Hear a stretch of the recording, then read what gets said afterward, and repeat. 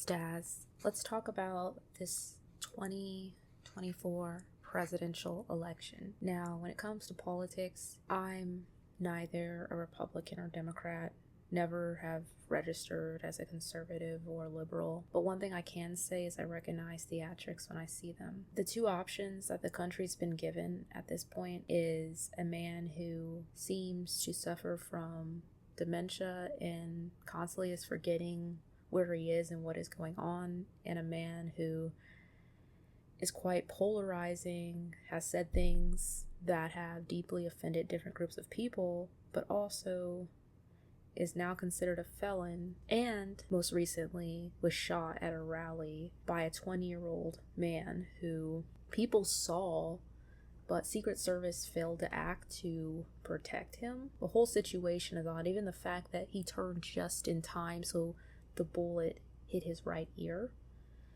And you had people who were rejoicing over the fact he almost died. I'm not one of those people who celebrates anyone's death, but also you had at the RNC people fangirling him with patches over their right ear, standing in solidarity with him. And then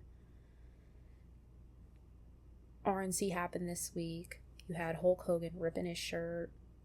You had Dana White from the UFC. You even had Amber Rose, who's tied to the hip-hop community, more so dating Wiz Khalifa and having a child with him. And then before that, Kanye West.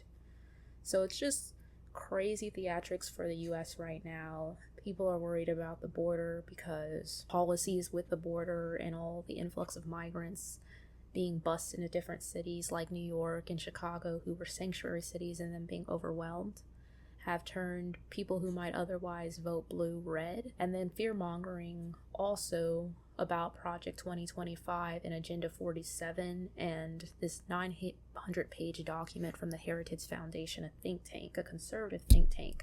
People are worried that as soon as January hits and if Trump wins, that the United States is going to completely redo the government, restructure it, and fire a bunch of federal employees and restructure everything. Here's the thing.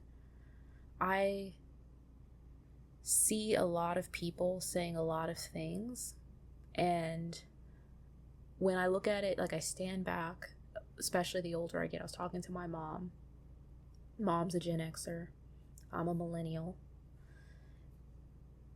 She made a good point to me about how, first off, there are laws in place that would prevent a lot of the things people are fear-mongering about from happening, like, for instance, restructuring the entire federal government. They would have to eliminate certain laws, and the Constitution would have to be rewritten for all of that to transpire. And then the other thing I'm seeing is people are also worried that if we have more of Biden, that inflation is going to continue to get worse. And as I mentioned earlier, the whole border thing. But people are worried if Trump gets in office that the America they know of is doomed. In every election that I've been old enough to vote in, I've been on Earth for 29, almost 30 years in September, which means 2012 was when I was 18. So first election I was an adult for was Obama versus Romney. Then it was Hillary versus Trump. Then it was Trump versus Biden. Now we have Trump and Biden again, which some people have been saying that Biden should be taken off the ballot because it's elder abuse.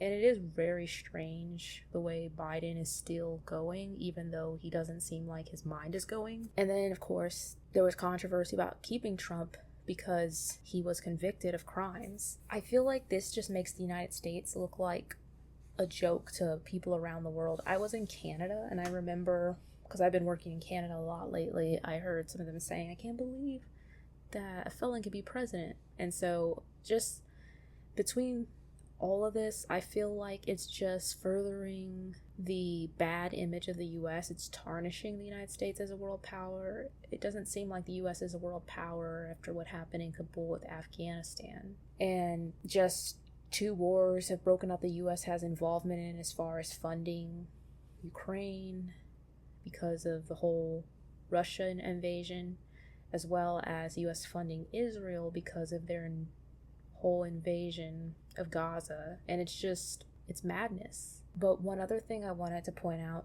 seems unrelated, but I think it is. A lot of people are calling the shooting that happened to Trump staged, and apparently there were even threats from Iran that they want to take out Trump, which is interesting because he's not the current president, but I guess they want to take him out.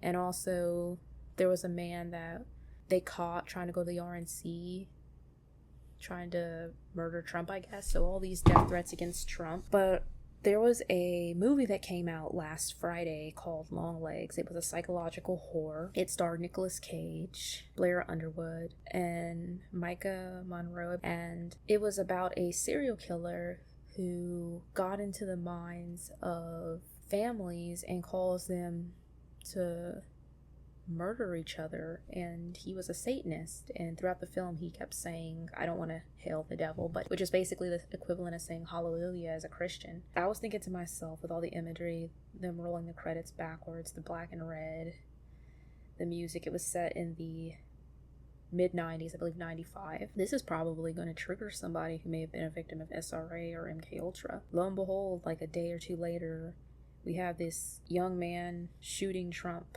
allegedly. And then I just feel like certain people are triggered by certain imagery. So that's just my little conspiracy theory there. Either way, though, him taking a bullet has now made him more popular with his followers. And I've seen people making songs. He even got a corrido made from him in Spanish. So it's some wild stuff going on right now. We're in the wild west of politics. But I'd like to know you guys' thoughts on the whole matter. And if you have anything to add about Long Legs. It was a very bizarre movie. Thank you for tuning in. I hope you guys all have a wonderful weekend. Take care.